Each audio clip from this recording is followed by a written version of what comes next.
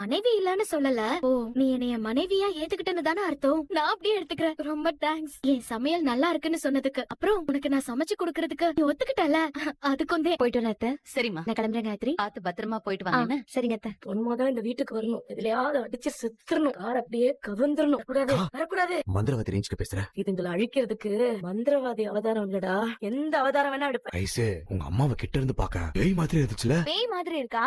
என் அம்மாவை பேய் நான் சொல்றேன். இப்பவே நான் அம்மா கிட்ட சொல்றேன். ஏய், அம்மா கிட்ட சொல்லாதீ. ஏய், சோத்துல விசேஷம் இருக்கு. இப்போ அது உண்மையை ஒத்துக்கறியா?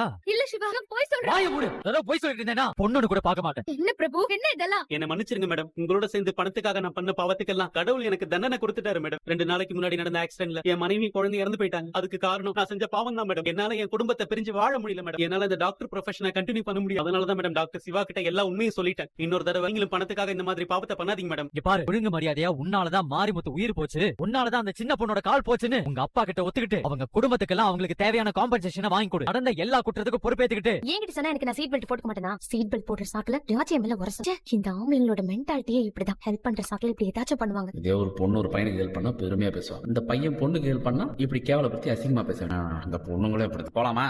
இவ்வளவு நாம திட்டுறோம், இவனுக்கு கொஞ்சமாச்சும் கோவம் வருதான்னு பாரு. ஹலோ, கார் ஓட்டுறியா இல்ல கட்ட வண்டி ஓட்டுறியா? இல்ல பைரவி, அம்மா தான் வண்டியை மெதுவா பார்த்து ஓட்டிட்டு போடான்னு சொன்னா. ரோட்ல பள்ளமேடெல்லாம் இருக்கும். என் ஃப்ரெண்டோட மேரேஜ்க்கு போக முடியாது. ஆ. ஸ்ட்ரெயிட்டா அவளோட வளகாப்புக்கு தான் போக முடியும்.